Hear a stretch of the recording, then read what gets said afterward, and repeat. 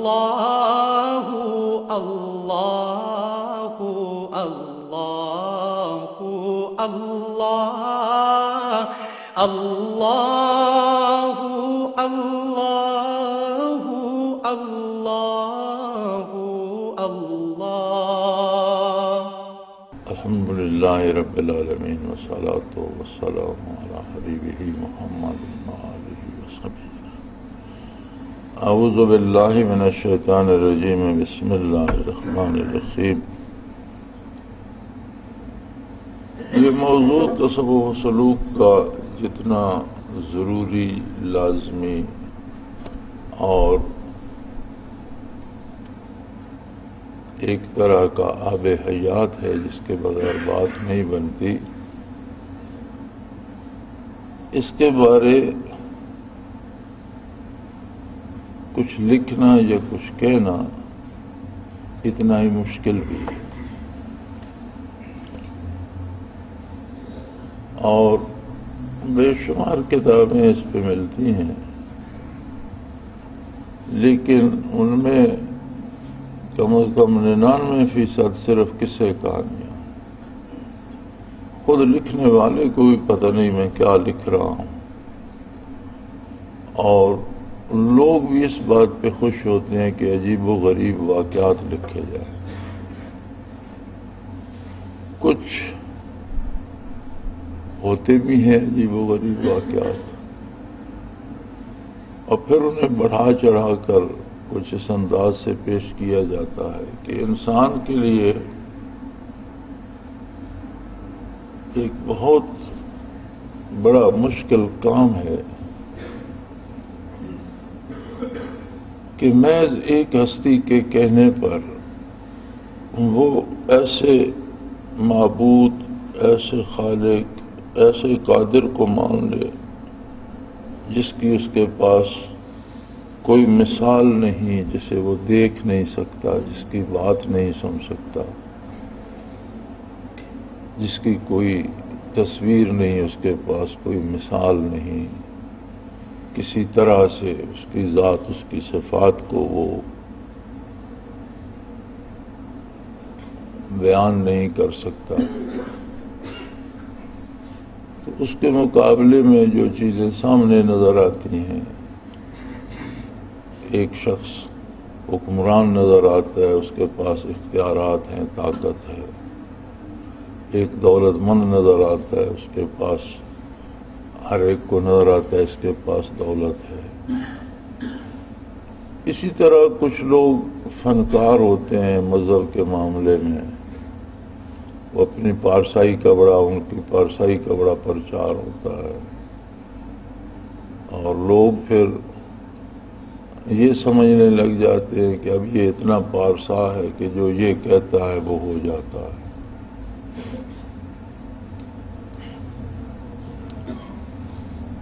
تو اکثر انسان اندیکھے خدا کو ماننے کے لیے تیار نہیں ہوتے۔ اکثریت جو ہے وہ جو چیزیں اس کے علم، عقل اور اس کی نگاہ کی قید میں آتی ہیں ان پہ زیادہ بھروسہ کرتا ہے۔ اور یہ بھی بڑی عجیب بات ہے کہ کسی کے پاس کتنی بڑی دولت ہو، وہ کو بانٹتا پھرتا ہے، ساری عمر اس کی خدمت کرتے رہو، تو آپ کو اس میں سے حصہ تو نہیں دیتا۔ جس کے پاس اختیار ہے اس کے پاس فریاد کرتے رہو، اسے کوئی خاص فرق نہیں پڑتا۔ بہت کم ہے کہ کسی کی بات کی طرف ایسے لوگ توجہ دیں۔ اسی طرح جو ایک لبادہ بناوٹی اوڑھ لیتے ہیں اور خدائی صفات میں شریک ہو جاتے ہیں، تو ان لوگ ان کی اول فول باتوں کو بھی میں نے پہناتے رہتے۔ یہاں ہمارے قریب ہی ایک شخص پاگل ہوتا تھا، ہم نے تو جب دیکھا تب سے وہ پاگل تھا، اسے ہوش نہیں تھا، کھانے پینے کا، پیشاب پاخانے کا بھی پتہ نہیں تھا، لباس کا بھی پتہ نہیں تھا۔ لوگ بیٹھے ہوتے تھے اس کے گردا گرد اور وہ بیٹھا پیشاب کر دیتا تھا۔ ننگ دڑنگ بیٹھا ہوتا تھا، سردیاں آ جاتی تھی تو کوئی کمبل دے دیتا، سردی لگتی تو کمبل لپیٹے رکھتا تھا، گرمی میں ویسے ہی بیٹھا ہوتا تھا۔ مرد عورتیں وہاں ایک مجمع ہوتا تھا۔ وہ پاگل آدمی تھا، وہ پتہ نہیں کیا بکتا رہتا تھا، کہاں سے کوئی سمجھ، اس کی باتوں میں کوئی ربط نہیں ہوتا تھا۔ میں 2-3 دفعہ یہ تماشا دیکھنے وہاں گیا، وہ پتہ نہیں کہاں کی آنکھ رہا ہوتا تھا، اتنا بڑا سانپ ہے وہاں، اتنے گھوڑے دوڑ رہے ہیں وہاں، لڑائی ہو رہی ہے، اس طرح کی اول پھول بکتا رہتا تھا۔ اب جو لوگ بیٹھے ہوتے تھے وہ انہی باتوں سے اپنے لیے مطلب اخذ کرتے رہتے تھے، یہ تو مجھے کہا، یہ تو مجھے۔ انسانی مزاج بھی عجیب ہے کہ جس بندے کو اپنے آپ کو سنبھالنے کی ہوش نہیں ہے، اسے تمہاری فکر کب سے لگ گئی؟ بندہ تھوڑا سا اگر سوچے سمجھے تو ایک بندے کو اپنے بدن کا ہوش نہیں ہے، اپنے آپ کو سنبھالنے کا ہوش نہیں ہے، ستر عورت کی فکر نہیں ہے، جانوروں کی طرح کوئی چیز دو کھا بھی لیتا ہے، بیٹھا بیٹھا پیشاب پاخانہ کر دیتا ہے، اسے تمیز ہی نہیں ہے، تو وہ آپ کی فکر کیوں کرنے لگا؟ آپ کے لیے اسے کیا چنتا پڑ گئی کہ وہ آپ کے مسائل بیان کر رہا ہے؟ اسی طرح بعض لوگوں کو طب نہیں آتی، طبیب بن جاتے ہیں، تو نبض پہ ہاتھ رکھیں تو کوئی 10-20 بیماریاں گن لیتے ہیں، کوئی نہ کوئی ان میں سے بندے کو ہوتی ہے، وہاں وہ بول پڑتا ہے جی یہ مجھے یہ بھی تکلیف ہے، بس وہ ان کی حکمت چلتی رہتی ہے۔ اسی طرح کچھ نجومی بنے ہوئے ہوتے ہیں، وہ ایک سرے سے گننے لگتے ہیں، دوسرے سرے تک گن جاتے ہیں۔ اب میرے خیال میں کئی سالوں سے یہ ایک معاملہ چل رہا ہے جو کوئی اقتدار میں آتا ہے، وزیر اعظم بنتا ہے، تو اس کا ذائچہ پھر وہ جو ویکلی ایڈیشن آتے ہیں نا اخباروں میں، ان میں پھر کئی نجومیوں کا اس خانے میں وہ تھا، اس خانے میں یہ تھا، اس خانے میں فلاں ستارہ اور سیارہ تھا، فلاں یہ تھا، اس لیے یہ وزیر اعظم بن گیا۔ بھی کنجرو، تمہیں اس سے پہلے تو پتہ نہیں چلتا کہ بن جائے گا، جب بن جاتا ہے تو پھر ستارے ایڈجسٹ ہو جاتے ہیں۔ یعنی کسی نے آج تک یہ تو کوئی ستارہ نہیں ڈھونڈا کہ فلانے کے وزیر اعظم بننے کی توقع ہے، نہیں، جب بن چکتا ہے تو پھر وہ سارے سیارے ستارے۔ اور آپ کو حیرت ہوگی، پہلے یہ ہندوستان میں تھا کہ سرکاری نجومی ہر وزیر کے پاس، وزیر اعظم کے پاس، صدر کے پاس، ہندوؤں میں تو سارا ہے یہ سلسلہ توہم پرستی کا۔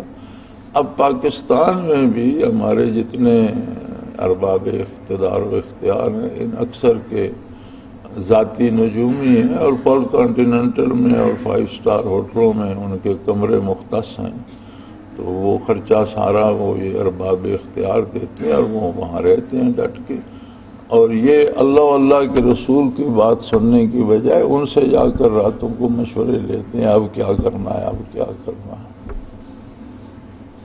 تو یہ انسانی مزاج ہے، انسانی کمزوریاں ہیں، ویکنیسز۔ اب وہ ایک ایسے اللہ کو جس سے وہ بات بھی نہیں کر سکتا، جس کی بات سن بھی نہیں سکتا، جسے دیکھ بھی نہیں سکتا، جس کی کوئی میں سے کیسے مانے؟ اس کا ایک ہی ذریعہ ہے کہ اسے رسول اللہ صلی اللہ علیہ وآلہ وسلم پہ اعتبار آ جائے۔ نبی ماننا، کلمہ پڑھنا اور بات ہے، اور حضور اکرم صلی اللہ علیہ وسلم کی ذات اقدس پہ اعتبار کرنا یہ دوسری بات ہے۔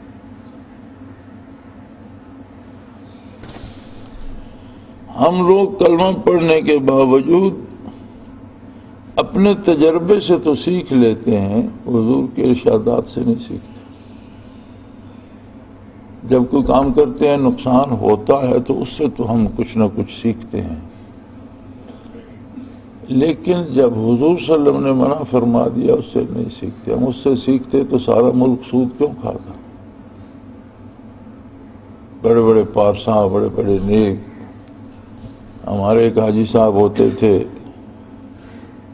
وہ تہجد کے لیے مسجد جاتے تھے اور اشراق پڑھ کے آتے تھے،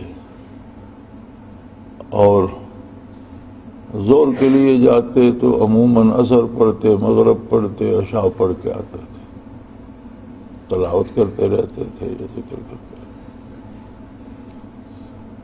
گزارا اس بات پہ تھا کہ پیسے فکس جمع ہیں، ماہوار سود اس پہ آتا ہے، اس پہ کھا رہے ہیں۔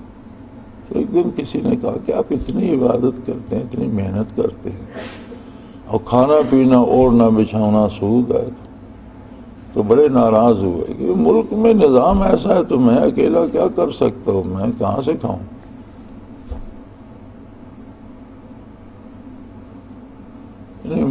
ملک میں نظام ایسا ہے تو یہ جواز تو نہیں بن جاتا سود کے حلال ہونے کا، اور جو لوگ سود نہیں کھاتے وہ بھی تو زندہ ہیں، اللہ انہیں بھی روزی دے رہا ہے۔ کتنے ایسے لوگ ہیں جن کا بینک میں حساب ہے ہی نہیں، جن کے پاس بینک میں رکھنے کو کچھ ہے ہی نہیں، وہ بھی تو کھا رہے ہیں۔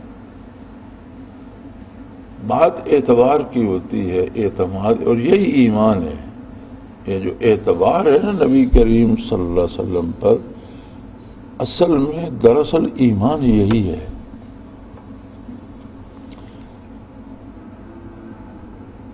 اب اس کے دو طریقے ہیں۔ اعتبار کرنے کے لیے جاننا شرط ہے، آپ بندے کو جانتے ہوں گے، اس کی خوبیوں سے واقف ہوں گے تو اعتبار کریں گے، جانتے ہی نہیں تو اس پہ اعتبار کیسے کریں گے؟ تو اس کا مطلب یہ ہے کہ معرفت حق کے لیے معرفت پیغمبر صلی اللہ علیہ وسلم بنیاد ہے۔